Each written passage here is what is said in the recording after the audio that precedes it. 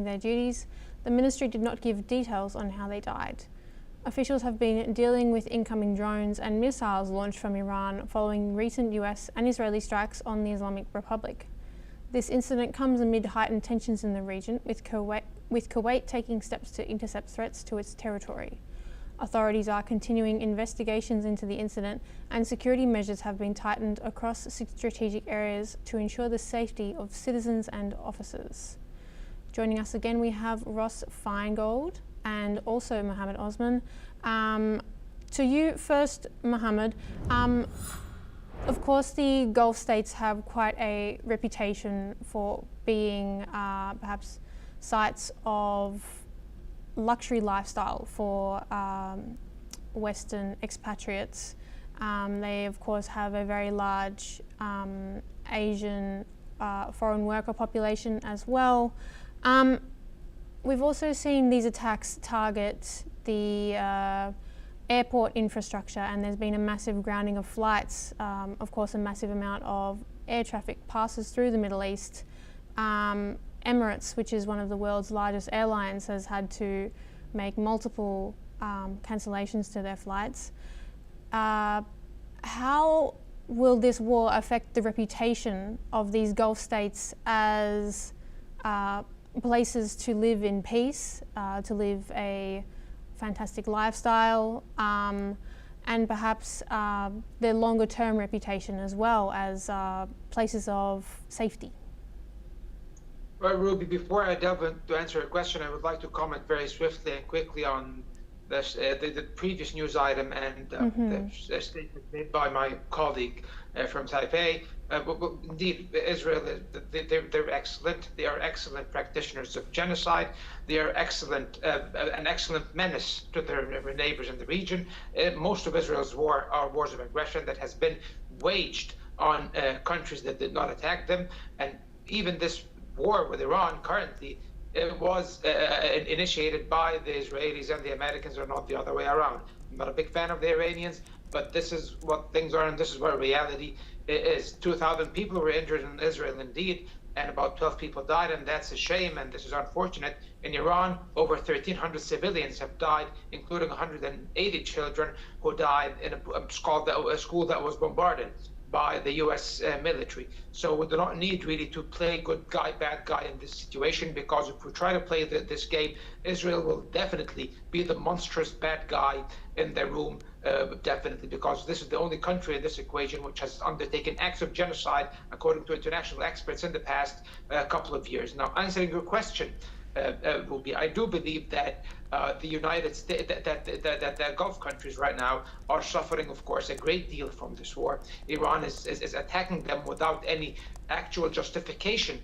at the moment. I don't think that the Iranians have any grounds to attack these countries that deny the United States usage of US military bases in these regions to attack Iran, and were actually involved in the mediation efforts before the war. And even now, during the war, countries like Saudi Arabia and Oman, and beyond the Arab Gulf, countries like Egypt are engaged, and even Turkey are engaged in mediation attempts to de-escalate in the region between the US and Israel on the one hand, and Iran on the other. So it doesn't seem that it's really justifiable to start bombarding these countries, especially that the scope of the targeting does not only target US bases in the region, which are mostly empty, by the way. They are attacking also the civilian infrastructure of these countries. Why would they attack the airport in Dubai? Why would they attack oil refineries and oil wells in Kuwait and Abu Dhabi and in Bahrain, for example?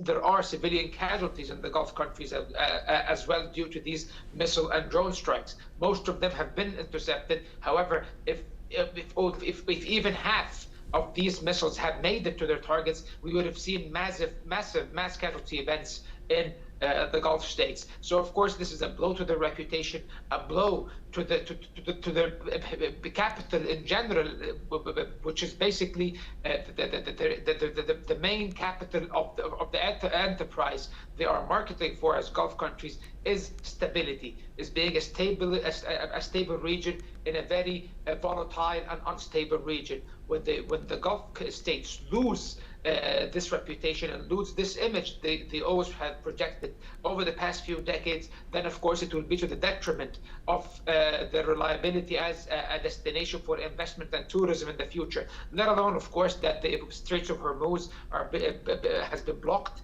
by the Iranians, which basically deprives the world of 20% of its oil supplies at the moment.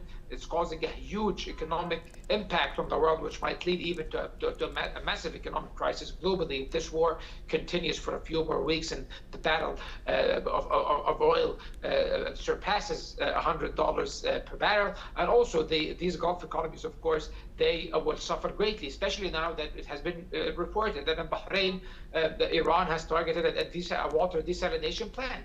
And the Gulf states will be 70% of the water supply comes from desalination plants. So if these are targeted systemically, it might even cause a humanitarian catastrophe in the Gulf states, which of course I do believe and view as nothing short of a war crime committed by Iran, Ruby. Mm-hmm.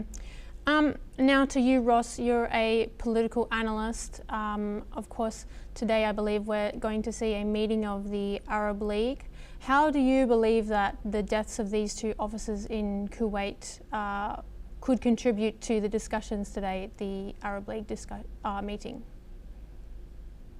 They'll have to face the reality that there could be continued hostilities with Iran, depending on whether or not Iran carries out the message from the president yesterday that they were going to cease these attacks unless it was under certain circumstances where they believed that attacks were emanating from those countries.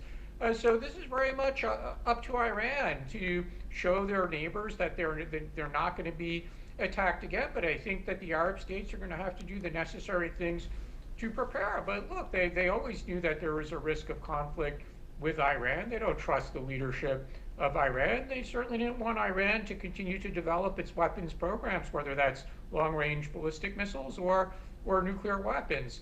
And that's also one of the reasons why they invest so much in their own defense and consider the United States their very important security partner because of the risk. So they will prepare accordingly, and I expect that they'll have very close coordination with the United States and to a lesser extent with Israel as well.